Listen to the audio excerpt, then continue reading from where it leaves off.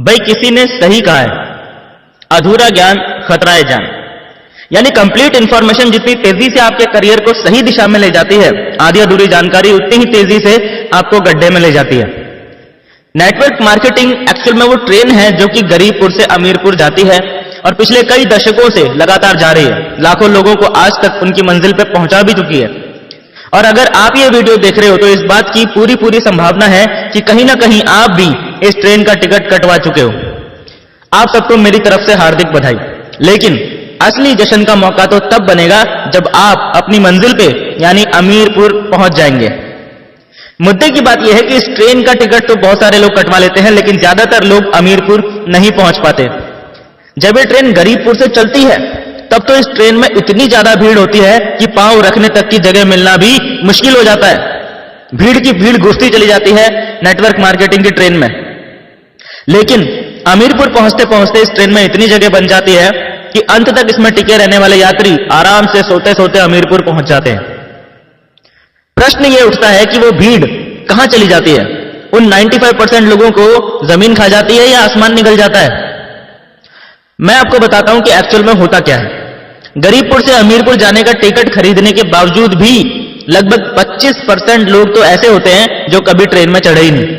यानी कि जिन्होंने नेटवर्क मार्केटिंग बिजनेस ज्वाइन करने के बावजूद भी कभी सीरियसली काम स्टार्ट किया ही नहीं। उन लोगों का मानना होता है कि मैंने ट्रेन का टिकट खरीद लिया है तो ट्रेन मेरे बाप की हो गई और ट्रेन का ड्राइवर मेरा खानदानी नौकर हो गया। अब तो ये ट्रेन मेरे हिसाब से चलेगी और मैं ट्रेन में तभी चढ़ूंगा जब ये मेरे घर के दरवाजे पे आके खड़ी हो जाएगी। ऐसा कहीं होता है क्या? अगर कोई ट्रेन का टिकट खरीदने के बाद ऐसा सोचता है कि मैं तो ट्रेन में तभी चढ़ूंगा जब ये मेरे घर के दरवाजे पे आके खड़ी हो जाएगी, तो ऐसे व्यक्ति को आप क्या कहेंगे?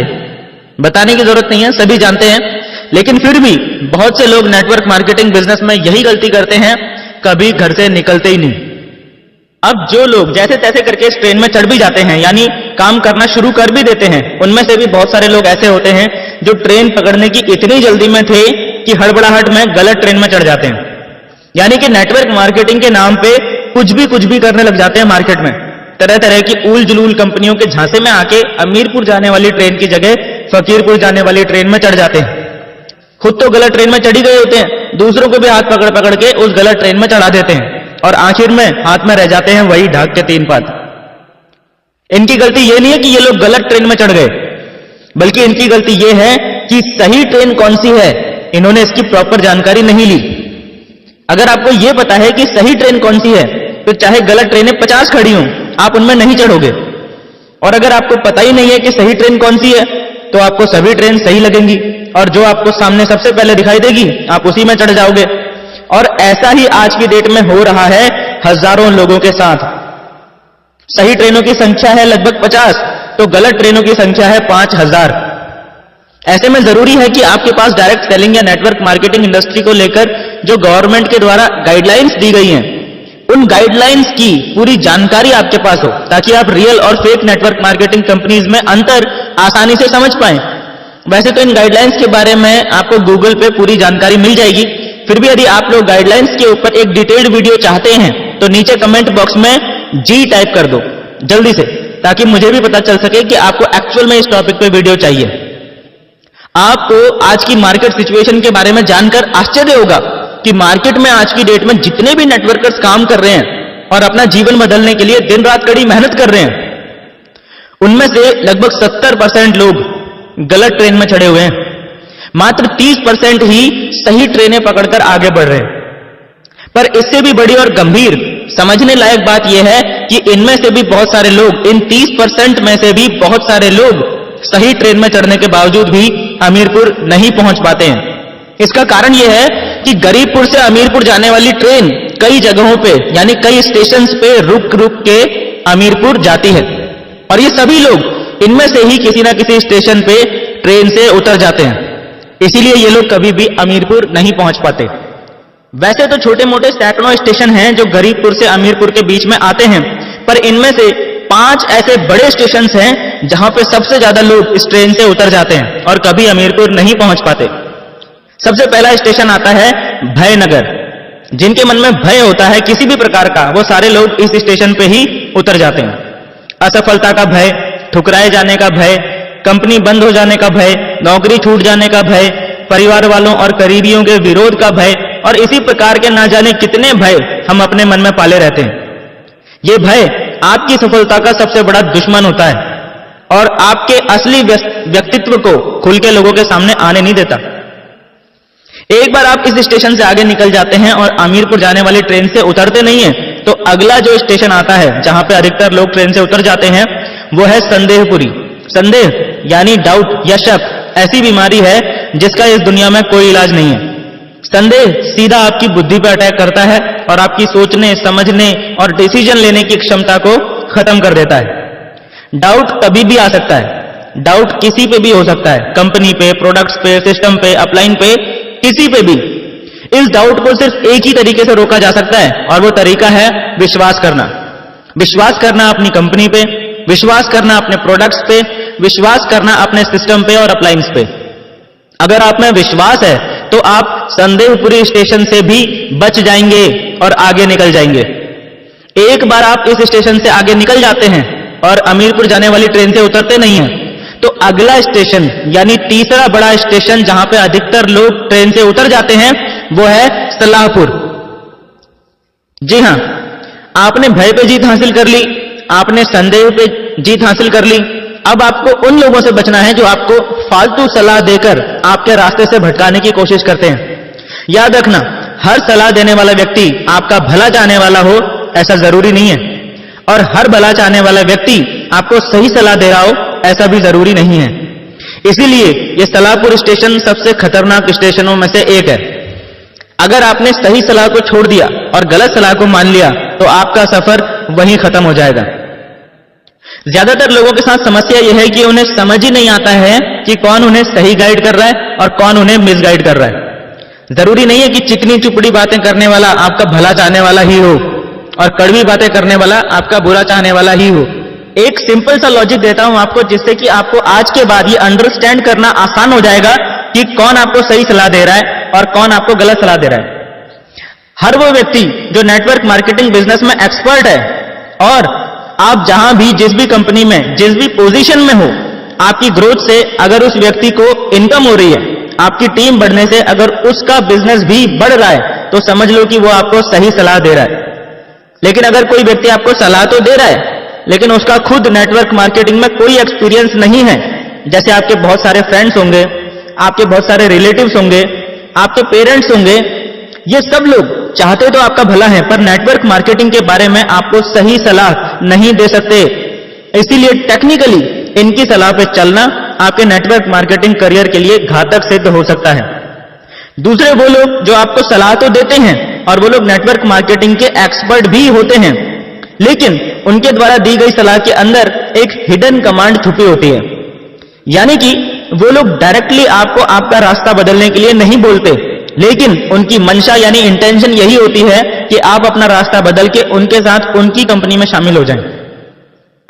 इस जगह पे आपको बहुत ज्यादा सतर्कता बरतने की जरूरत होती है कि जिस व्यक्ति से आप सलाह ले रहे हो, क्या वो व्यक्ति दिल से आपका भला चाहता है या आपसे पहले अपना भला चाहता है। सबसे ज्यादा वो लोग इस सलाहपुर स्टेशन पे उतर जाते हैं जो नेटवर्क मार्केटिंग में बिगिनर्स लेवल पे होते हैं। इसीलिए सावधान रहें, सलाहपुर में कहीं अपनी ट्रेन से उतर मत जाना किसी की सलाह मानकर। कान बंद करके अपनी सीट पे बैठे रहना, यानी लोगों की बातों की परवाह किए बगैर अपना काम करते रहना। जब आप इस सलाहपुर स्टेशन को भी पार कर लेते हैं तो आपके रास्ते में चौथा सबसे बड़ा स्टेशन आएगा आलसपुर। जी हां, आलस अगली सबसे बड़ी बाधा है आपके रास्ते की। हम में से बहुत से लोग आलसपन के जाल में फंस के अपने लक्ष्य को, अपनी मंजिल अमीरपुर को भूल जाते हैं और आलसपुर स्टेशन पर ट्रेन से उतर जाते हैं। अगर दिल्ली से मुंबई ट्रेन का सफर 22 घंटे का है तो आपको हर हाल में 22 घंटे उस ट्रेन में बैठना ही पड़ेगा। आप अपनी मर्जी से बीच में किसी भी स्टेशन पे उतर के घूमने नहीं जा सकते। 22 घंटे मतलब पूरे 22 घंटे। लेकिन आलसी लोग इतना झेलने से पहले ही बीच में आलसपुर पे उतर जाते हैं, फिर बोलते हैं ट्रेन में तो हम भी चढ़े थे जी, हम तो अमीरपुर नहीं पहुंचे। आलसी आदमी हर काम को टालता रहता है, बहाने बनाने लगता है और अपनी लाइफ की हर प्रॉब्लम के लिए दूसरों को दोष देने लग जाता है।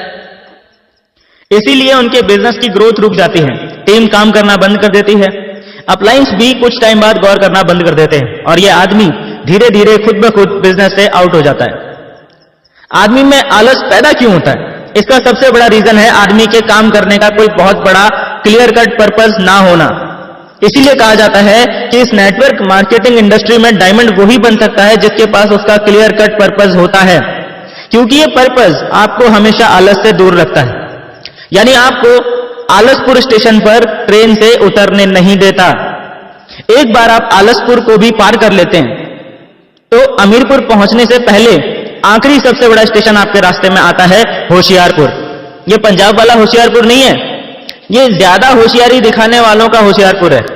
अपने आप को सबसे सयाना समझने वाले, सबसे ज्यादा नॉलेजफुल समझने वाले, अपने को ही समझदार, दूसरों को बेवकूफ समझने वाले, अपना उल्लू सीधा करने की कोशिश करने वाले, मुंह में राम बगल में छुरी वाले, दूसरों के हितों को दरकिनार करने वाले, नियमों को तोड़ना अपनी शान समझने वाले, हर काम में शॉर्टकट तलाशने वाले, दूसरों के सर पर पैर रखकर सफल होने की कोशिश करने वाले, इस तरह के सभी लोगों का सफर इस स्टेशन पे आके खत्म हो जाता है, क्योंकि इनके अंदर बीमारी होती है अपना दिमाग लड़ाने की और अपने आप को अपने अपलाइन से ज्यादा स्मार्ट साबित करने की।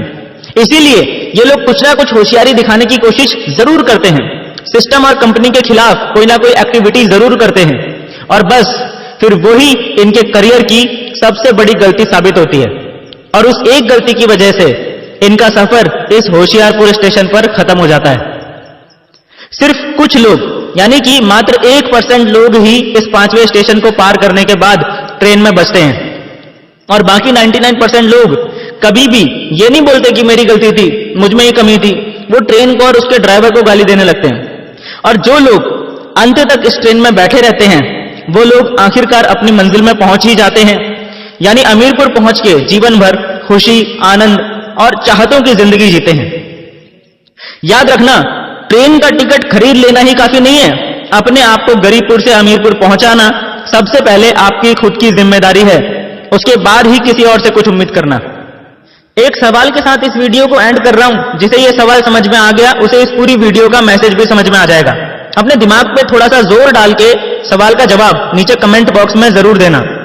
सही जवाब देने वालों का नाम अगली वीडियो में जरूर आएगा। अब सवाल सुनो। एक बार एक जगह पे रेस आयोजित हो रही थी। रेस जीतने वाले को 1 करोड़ रुपए का इनाम मिलने की घोषणा की जाती है। उस रेस में 3 लोगों ने पार्टिसिपेट किया, मिस्टर ए, मिस्टर बी और मिस्टर सी। तीनों रेस वाले दिन रेस वाली जगह पे पहुंचते हैं तो क्या देखते हैं कि रेस के लिए जो रास्ता चुना गया था वो एक जंगल से होकर गुजर रहा था, बल्कि यूं कहूं कि वो रास्ता था ही नहीं, वो तो घना जंगल था। और चैलेंज ये था कि जो व्यक्ति सबसे पहले इस जंगल को पार करके दूसरी तरफ पहुंच जाएगा वो विजेता बन जाएगा। समस्या ये थी कि उस जंगल में शेर, चीते, भालू, सांप, बिच्छू, मगरमच्छ, हाथी और तमाम तरह के जंगली जानवर भरे पड़े थे और साथ ही कंकड़, पत्थर और कंटीली झाड़ियों से वो जंगल भरा पड़ा था। अब हुआ ये कि ये सब देखकर मिस्टर ए ने तो रेस में भाग लेने से ही मना कर दिया। उसने सीधा बोल दिया, मेरे बस की बात नहीं है भाई। अब मिस्टर बी और मिस्टर सी इन दोनों ने दौड़ने का डिसीजन लिया। रेस शुरू हुई और मिस्टर बी और मिस्टर सी घुस गए जंगल में। दौड़ते दौड़ते थोड़ी देर में क्या हुआ, मिस्टर बी को ठोकर लगी और वो कंटीली झाड़ियों में गिर गया। उसके शरीर में जगह जगह से खून निकलने लगा और वो रोता रोता वहीं से वापस लौट गया। जहां से रेस शुरू हुई थी वापस वहीं पे आके खड़ा हो गया। मिस्टर सी भी जंगल में दौड़ रहा था। दौड़ते दौड़ते अचानक उसको भी ठोकर लगी, वो भी गिर पड़ा। वो उठा तो उसने देखा कि पैर के अंगूठे से खून निकल रहा है। उसने परवाह नहीं करी और वो आगे बढ़ता रहा। थोड़ी देर में पैर में एक कांटा लग गया और दर्द होने लगा। उसने अब भी परवाह नहीं करी और वो आगे बढ़ता रहा। इसी प्रकार जंगल में जितनी भी मुश्किलें आई उसने किसी की भी परवाह नहीं करी और वो लगातार आगे बढ़ता चला गया। देखते ही देखते उसने पूरा जंगल पार कर दिया। वो विजेता बन गया और उसे 1 करोड़ रुपए का इनाम मिल गया। सवाल ये नहीं है कि कौन जीता या किसका फायदा हुआ। आप लोगों से मेरा सवाल यह है कि इस स्टोरी में सबसे ज्यादा नुकसान किसका हुआ, मिस्टर ए का, मिस्टर बी का या मिस्टर सी का?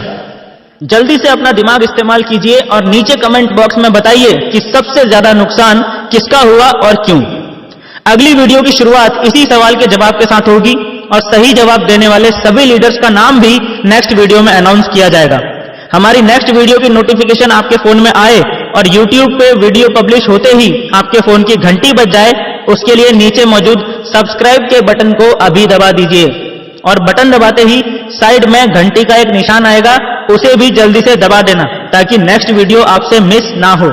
और हां, जाने से पहले इस वीडियो को अपनी टीम में शेयर जरूर कर देना ताकि आपकी टीम तक भी ये ट्रेनिंग वीडियो पहुंच जाए और उनका भी दिमाग खुल जाए। मिलते हैं दोस्तों नेक्स्ट ट्रेनिंग वीडियो में, तब तक के लिए thank you and wish you all the best.